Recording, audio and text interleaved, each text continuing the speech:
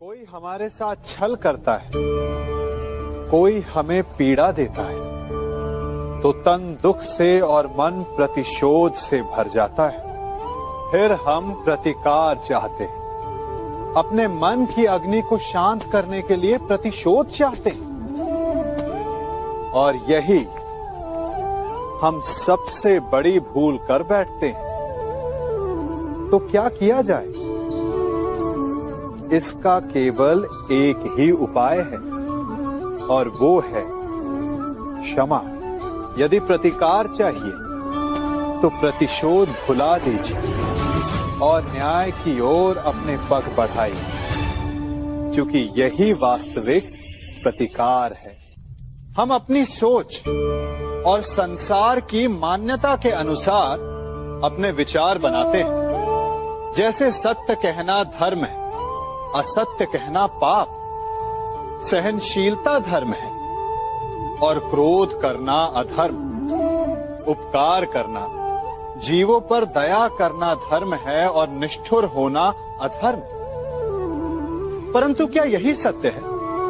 क्या कभी कभी परिस्थितियां इन आवेशों को उल्टा नहीं कर देती? करती हैं। यदि इस संसार में कुछ धर्म है, कुछ पुण्य है, कुछ महान है, तो परिस्थिति के अनुसार चलना। जटायु स्मरण है आप सबको, वो जिन्होंने रावण पर क्रोध किया था, उस पर आक्रमण किया था। उस समय जटायु का क्रोध पाप नहीं था, धर्म था। इसीलिए अंत में उन्हें भगवान राम की गोद मिली। और कुछ ऐसे भी होते हैं जो धर्म को सहनशीलता समझकर हर अन्याय को सहते हैं और अंत में वो बाणों की शैया पाते हैं। यदि कोई पशु या व्यक्ति अकारण आक्रमण करके किसी निर्दोष के प्राण लेने की चेष्टा करे, तो उसके रक्षा हेतु उसका वध कर देना पाप नहीं, समय की मांग है। क्योंकि आक्रमण भी आत्मरक्षण ही है। यदि किसी दुष्ट की सहायता करने से सामान्य मनुष्य को कष्ट पहुंचे, पीड़ा पहुंचे, तो उसे सहायता ना देना ही धर्म है। अकारण क्रोध अस्वीकार्य है, परंतु यदि क्रोध से कुछ शुभ हो, पाप बाहुभीत हो, तो क्रोध और दंड भी धर्म ही है। स्वीकारण, सत्य का स्वीकारण मनुष्य के लिए बहुत ही महत्वपूर्ण है। जब तक मनुष्य सत्य को स्वीकार नहीं करता, उसे असत्य से लड़ने की शक्ति प्राप्त नहीं होती। जब आप भोजन करते हैं तो क्या होता है? आपका पेट स्वीकारता है कि वो भर चुका है और आप भोजन करना बंद कर देते हैं। जब आपको निद्रा आती है तो क्या होता है? आपका मन स्वीकारता है कि आपका शरीर थक चुका है और उसे विश्राम की आवश्यकता है। उसी प्रकार जब आपको किसी व्यसन को रोकना हो, तो आपको स्वीकारना पड़ता है कि बहुत हो चुका, चाहे वो लालच हो या मदिरापान। उस व्यसन का त्यागना तभी प्रारंभ होता है जब आप ये स्वीकार कर लेते हैं कि आप उस व्यसन के बंधक हैं।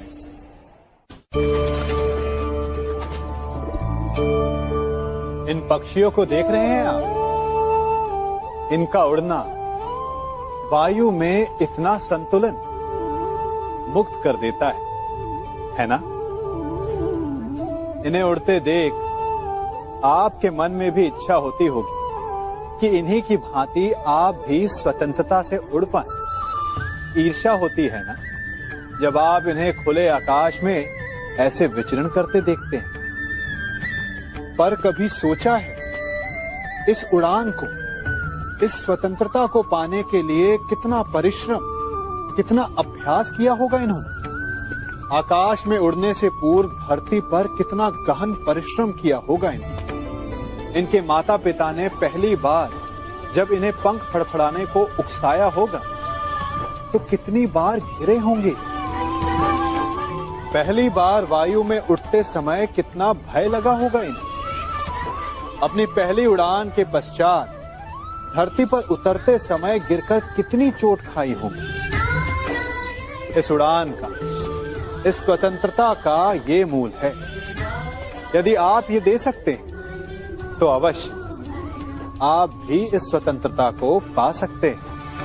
इन पक्षियों की भांति ही अपने चारों ओर जब भी आप किसी सफल मनुष्य को देखें तो उससे ईर्ष्या ना करें। उसके परिश्रम और पीड़ा को समझने का प्रयास करें जो उसने यहां तक पहुंचने में पाई है। प्रेरणा लें, प्रयास करें और स्वयं भी सफल हो जाएं। हमारे जीवन का मूल आधार है करुणा। करुणा क्या है? करुणा दया नहीं, करुणा वो भाव है जिससे हम दूसरे की समस्या को समझते हैं।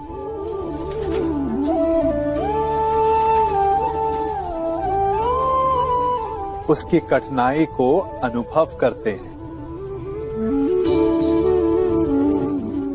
इस संसार में सारे संघर्षों का मूल है एक दूसरे की परिस्थिति को ना समझना, और इस समस्या का हल है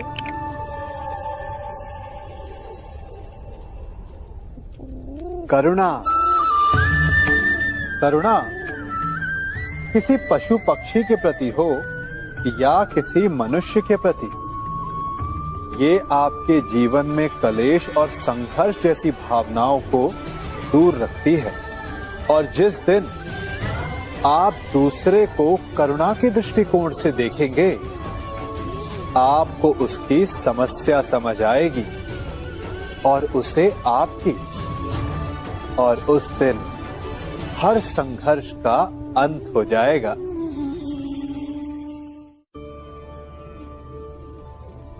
कभी सोचा है हमारा जीवन भी उस रेत की घड़ी की भांति है? जो रेत नीचे गिर चुकी है वो हमारा अतीत है। जो अब भी ऊपर है वो हमारा आने वाला भविष्य है। और वर्तमान ये संकुचित स्थल है जहां से धीरे धीरे करके